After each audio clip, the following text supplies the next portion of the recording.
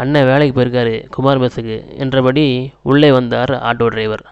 டேய் சும்மா இரு நீ, அதை கொடுத்துட்டு போ நீ என்று அந்த துணிக்கடை பையை வாங்கினார் முருகேசன். கையில் வாங்கிய அந்த பையை ஒரு முறை சரிபார்த்தார் முருகேசன்.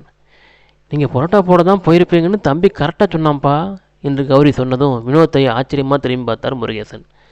தம்பி சொன்னானா? அவன் சொன்னது எனக்கு புரியல. மீனா வந்து என்ன சொல்கிறான்னு எனக்கு சொன்னான்.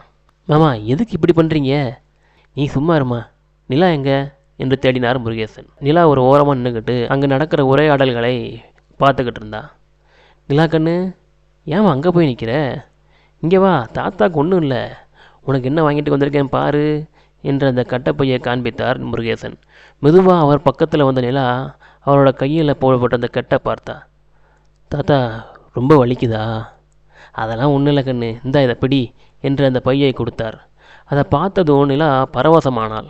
அம்மா தாத்தா என்ன வாங்கியிருக்காங்கன்னு பாருமா, ஏஞ்சல் ட்ரெஸ்ஸு, சூப்பர் தாத்தா என்று உற்சாகமாக அந்த ட்ரெஸ் எல்லாத்தையும் வெளியே எடுத்தா. பிறகு அதில் இருந்த அந்த லைட் எறிகிற சிறகுகளையும் பார்த்தாள். வாவ் தாத்தா, இது எப்படி உங்களுக்கு கிடைச்சது? இதுவும் அந்த கடையில் இருந்துச்சா? அம்மா இங்கே பாரு, ஹாசினி வச்சுருந்தான்னு சொன்னேன்ல, அந்த விங்ஸ் தான் இது.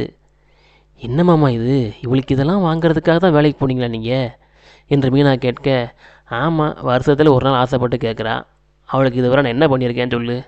அம்மா நான் இதை போட்டு பார்க்கவா இப்போவே என்று ஆர்வமாக கேட்டாள் நிலா. அதெல்லாம் வேண்டாம், உள்ளே வை, நாளை ஸ்கூலுக்கு கொண்டு போ.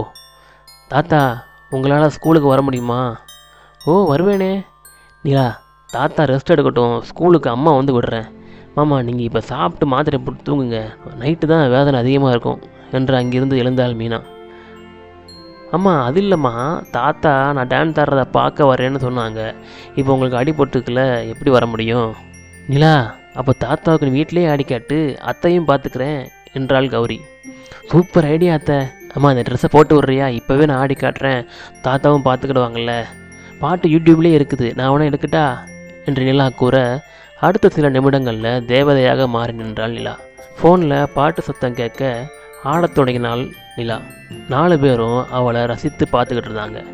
வினோத்தோட முகத்தில் புன்னகையும் கண்ணில் மகிழ்ச்சியும் உருவானது. அந்த நேரத்தில் மின்சாரம் நின்றுவிட வீடே இருள் சூழ்ந்தது. ஆனால் அந்த பாட்டும் நிற்கலை, நிலாவோட ஆடலும் நிற்கலை. அந்த தேவதையின் சிறகுகள் பிரகாசமாக மிளிர ஆரம்பித்தது. அது வரையில் இருள் சூழ்ந்திருந்த அந்த வீட்டில் மெல்ல மெல்ல வெளிச்சம் படர்ந்தது.